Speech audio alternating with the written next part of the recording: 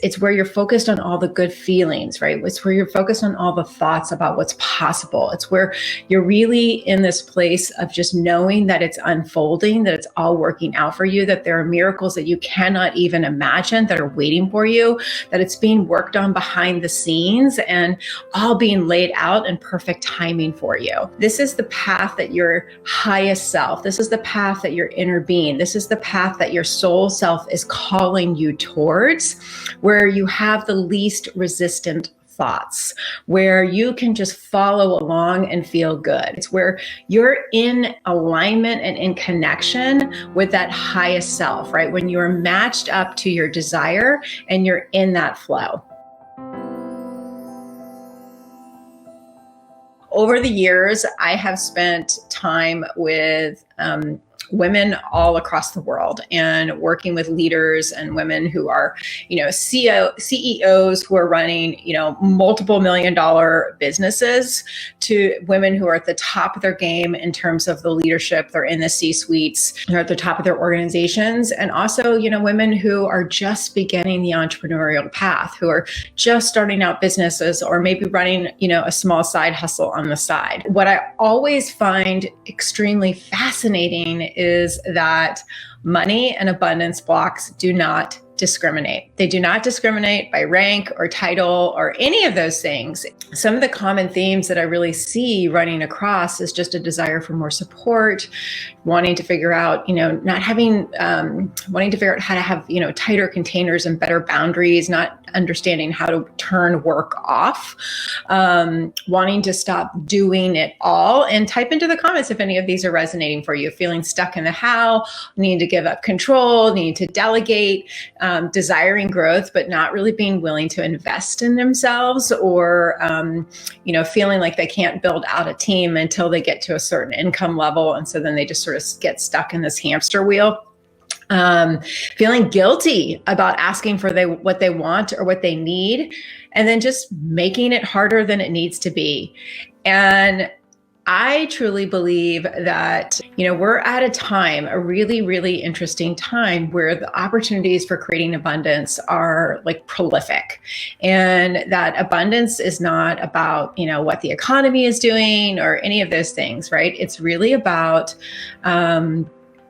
how we perceive things, right? And what we are an energetic match for and what it is that we can create. So let's talk about this path of least resistance. What the heck does this even mean? And this is a tool that I often teach for women, because it's not about following the path of least resistance. It's really about finding out what it is that's going to work for you in your business, in your leadership, in your life, that really creates alignment. And so path of least resistance does not mean like chilling at the beach and just like swinging in a hammock all day and not doing any work, right? Or sitting on your meditation cushion and just, sort of like vibrating yourself someplace, right? Like that's not what this is about either. The path of least resistance, right, is when you are in this really beautiful place of balance, right? Where you're in this balance of the satisfaction of enjoying this present moment and all that's happening in your experience, and then also looking forward to what's coming, and then allowing in more, right? Because it's actually about being in alignment with your own inner being, right? There's no resistance, right?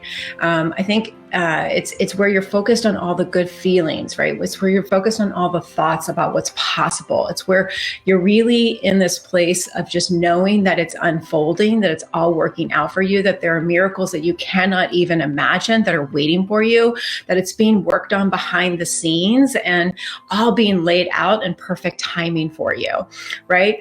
This is the path that your highest self, this is the path that your inner being, this is the path that your soul self is calling you towards, where you have the least resistant thoughts, where you can just follow along and feel good, right? It's where you're in alignment and in connection with that highest self, right? When you're matched up to your desire and you're in that flow. And very practically speaking, that looks like, working with clients that you adore. That looks like, you're charging the rates that feel really, really good and soul aligned, where your income is reflective of how you are valuing your work, where, you're working the types of hours and your schedule just feels like it's in flow, where you're in the creative process with your work and time is just like cruising by and it feels soul satisfying, right? It's all of that versus what the tendency is, right, is to be in our humanness, right? And it's to, have that negative bias of like, oh, what could go wrong here, right? To look for what might not be working out, right? Because that's how our subconscious mind keeps us safe and moving along, right? It's to have that negative bias, to look at, what didn't work out, what won't work out, what could possibly go wrong, right? And to anticipate those things so that we can be very practical and plan for them. It's paying attention to the circumstances. It's like, worrying about the bills, right? It's like all that kind of mundane crap that gets us out of that path of least resistance and onto the path of a lot of resistance, right?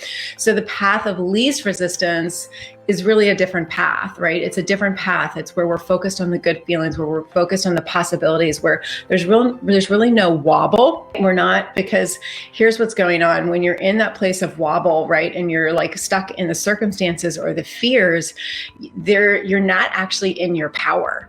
The question that I want to ask all of you is, I want you to think about your own desire and what it is that you're creating. And if there's like one thing that you're holding that you're really, really wanting for yourself, how, where are you on that path of least resistance? Are you walking towards that dream and that vision right now in the path of least resistance? Or are you, are you overcomplicating it, right? Are you making it harder than it needs to be? Write into the comments from that perspective, what is that path of least resistance for you?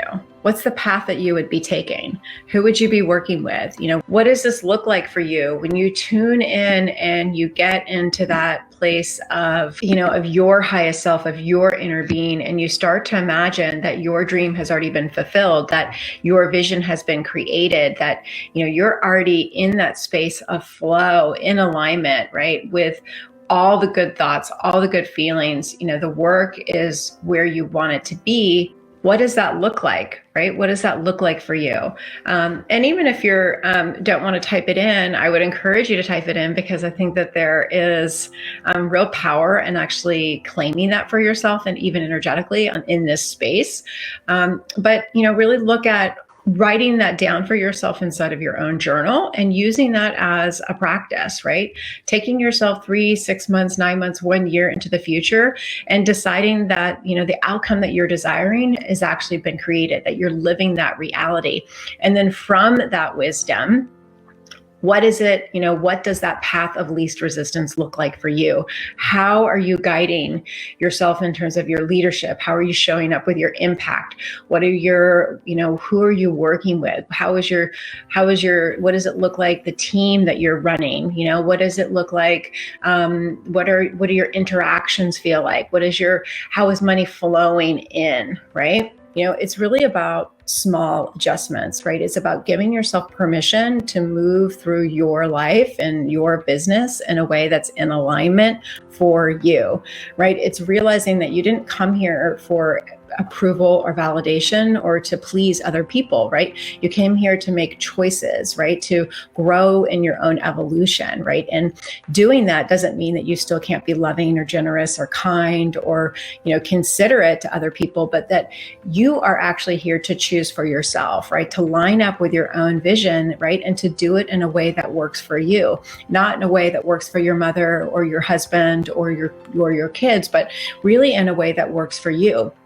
And so, giving yourself permission to find the path of least resistance in terms of how you're living your life, how you're living your business, how you're living into your leadership, how you're living into your purpose, how you're living into your impact, right? And then allowing yourself to choose that, to really say, yes, I get to choose that, right? And that might mean that there is some growth, right? There's some growth that is happening, and that the people around you become uncomfortable with that. And that's okay, because you're only responsible for your own growth, right? And so trying to size yourself down to make somebody else feel comfortable is actually depriving them of the lessons that they came to learn too, right? That they get to get comfortable being uncomfortable, right? And that it's, the expansion of one expands all.